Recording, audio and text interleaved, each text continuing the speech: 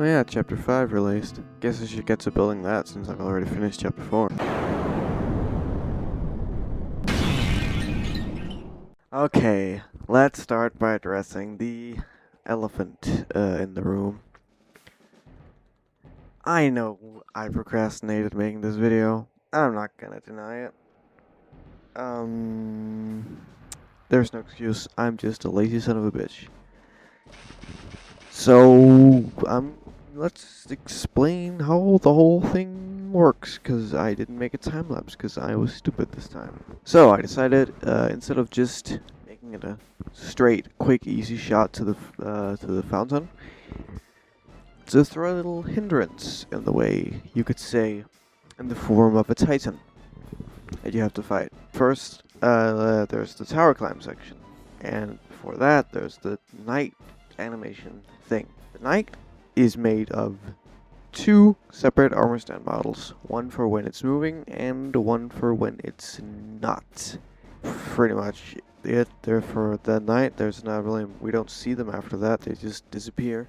After that, we see the Titan hatching section, which has 42 animation frames that I had to individually build. And hands are pretty difficult to build in Minecraft. I don't know if you know that. So that it's not the prettiest thing in the world. I made the tower itself, the area where the climb section is. I made that in a pale garden, so that the vines would be gray-ish, like grayer than they would normally be when you climb the tower. When you get to the section where like the Titan pulls down the platform, so when you're about like the halfway point of the climbing section, I did not add a Titan spawn fight.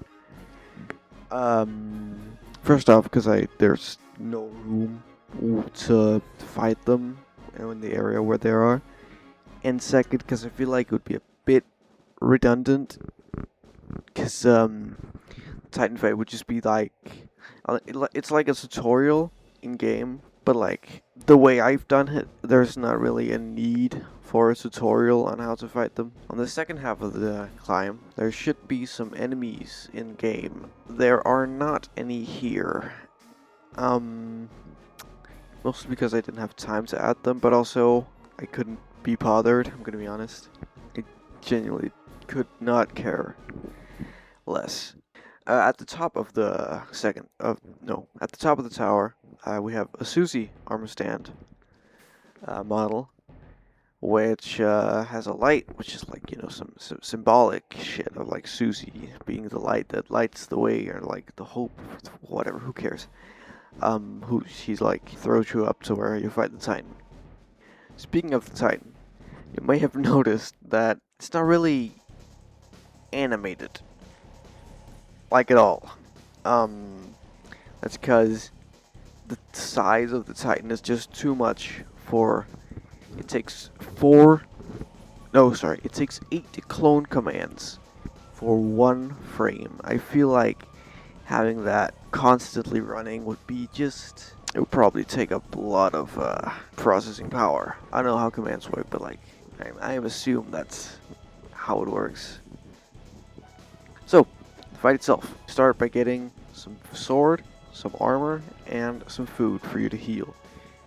Sword is used to fight the Vexes that I've chosen to represent the Titan spawn that the Titan summons, because they're both small, annoying, and they can fly, so like they seem like the perfect. So, the way the fight works is you kill Vexes in order to gather TP, which is a boss bar that runs on a score command, tracking how many Vexes you have killed. In terms of other attacks, the Titan it's got the hand smash attack, where it puts its two hands together and like claps them. It's probably in the background footage of this speech, I don't know, man. The hand functions on a randomizer that runs every the X seconds. I didn't time it, where it then uses a randomizer that I've built based on armor stands, or depending on if the armor stand is standing on blue wool or not, it will activate the attack. Once you have 80 TP, well, 40, because I have it, so you don't have to kill 80 Vexes, because holy shit. That is when you get a bow with a spectral arrow, named Unleash. So you just shoot that at the Titan's face, where it's got a button in the middle, where you gotta hit. When you hit that, the shield deactivates, and you can attack it using an interaction entity that is placed in front of the Titan. Now, the way the damage is calculated is that I've got a giant that's situated right outside the arena. And that is the one that's taking all the hits. It was unintentional, like, I just chose a giant because it represents, like, it's Titan, it's big, haha. But giant actually has 100 HP, which is very easy to work with, like, fraction-wise, so that's nice. And also, while its shield is down, it can fire a laser beam using the same randomizer as the hand attack. Now, it should have 75% damage and it's at 25% health. That's when it'll shatter, wrap its wings around itself, and start regenerating. And you're going to be like, oh no, what am I gonna do? Oh, I can't do anything against this Titan. And then, hammer from behind you. There he is, motherfucking Gerson. Boom. And then you get a bow and another tipped arrow named Dual Buster. Shoot the arrow at the thing, do some damage, and then you get an idea. Not Susie's idea, it's your idea. You jump into the Titan, seal it, and you beat it. Easy as that. Then we get to the last prophecy. I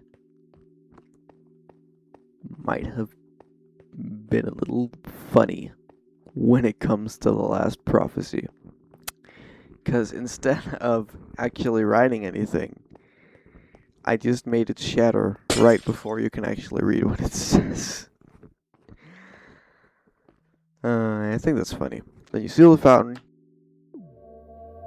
get back to the church, and that's it. That was the Titan fight in grave detail. I'm gonna build Hometown next, at least the buildings that are necessary for Chapter 5. I just realized the church is black in Chapter 5. How the fuck did they paint that so fast? Anyway, that's not important. Subscribe if you liked. Don't subscribe if you didn't. Especially subscribe if you want to see Chapter 5. Because I'm gonna build that stuff. Mark my words. I can't think of a good sentence to end the video on.